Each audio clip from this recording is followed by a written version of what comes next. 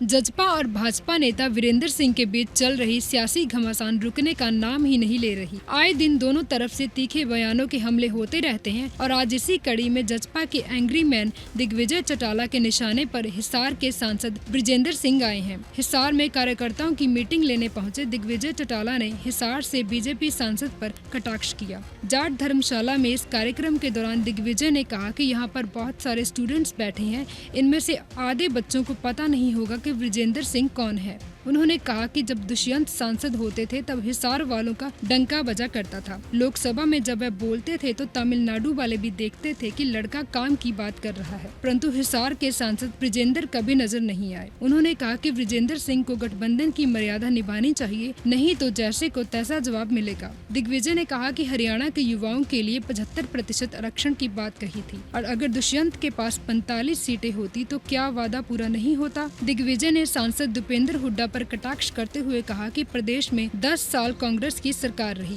हिसार की सीमा मुढाल तक है, परंतु मुढाल गांव के आगे कभी विकास नहीं करवाया गया। दिग्विजय ने कहा कि हम छात्र संवाद इसलिए कर रहे हैं ताकि सरकार अपने वादे ना भूले। हिसार के सांसद बृजेंद्र सिंह जजपा से अलग होकर भाजपा को अगला लोकसभा चुनाव अकेले लड़ने की सलाह दे चुके हैं। वहीं बृजेंद्र सिंह की माता व पूर्व विधायक प्रेमलता ने भी पिछले दिनों हिसार में मीडिया से बात करते हुए दुष्यंत पर टिप्पणी करते हुए कहा कि उसने 4 साल में कोई विकास नहीं करवाया, बल्कि उसके समय में चल रहे काम भी बंद कर दिए गए।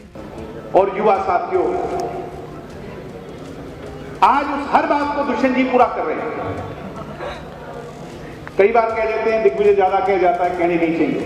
अब मैं सुन रहा था यहाँ का लोकल सांसद हैं आपके जो विजेंद्र सिंह, तो दुष्यंत जी के खिलाफ बोल रहे हैं।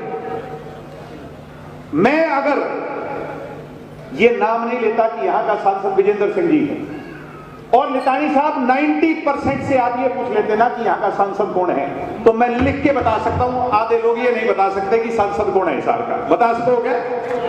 किसी ने बेरा ही नहीं, कहीं देखा तुमने सांसद? अरे जब दुष्यंत चौटाला सांसद होते थे, डंका बजा करता है कि नहीं बजा करता हिसार वालों का? भाइयों क्यों ढीले ढीले क्यों बोलो? बजा करता है कि नहीं बजा करता? टेलीविजन जब चलता था, लोकसभा का जब प्रसारण होता था, तो तमिलनाडु वाले भी बैठ के ये देखा करते हैं कोई काम की बात कह के जाएगा नौजवान। ये बात थी कि नहीं थी? और ये लोग जो कभी नजर ही नहीं आए और आज इस तरह की बातें करते हैं, इसलिए ऐसे लोगों को कोई अधिकार नहीं है। गठबंधन की मर्यादा निभाई जानी चाहिए, नहीं तो जैसे को तैसा जवाब जरूर मिलेगा। साथियों, इस बात से सहमत हो कि नहीं?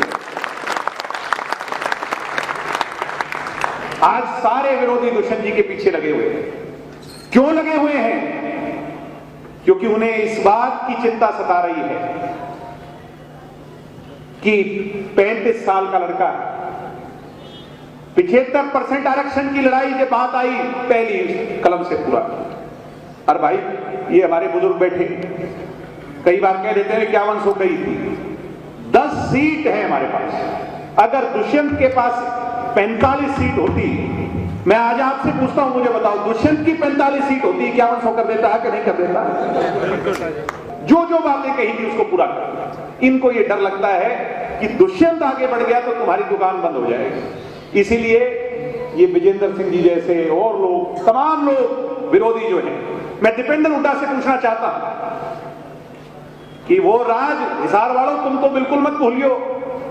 10 साल जो कांग्रेस का राज रहा, मुंडाल पे सीमा पड़ती है रोहतक की। रोहतक से चला करते तो यूं हाईवे थे लंदन और पेरिस के हों, और मुंडाल वाले भाई एक दो बैठे थे भी तो मुंडाल का ही है। और मुंडाल पे जब सीमा आया करती तो यूं लगा करता जैसे अटारी वाघा बॉर्डर की सीमा आ गई।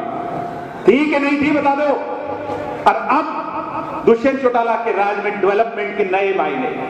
हिसार में अंतर्राष्ट्रीय हवाई अड्डा आ गया कि नहीं आ गया?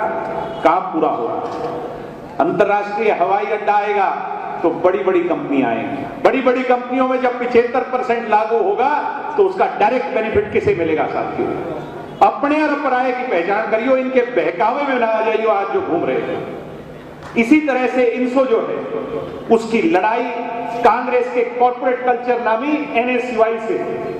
कहीं आपने NSUI में सुने है कि साधारण घर का लड़का आगे बढ़ा?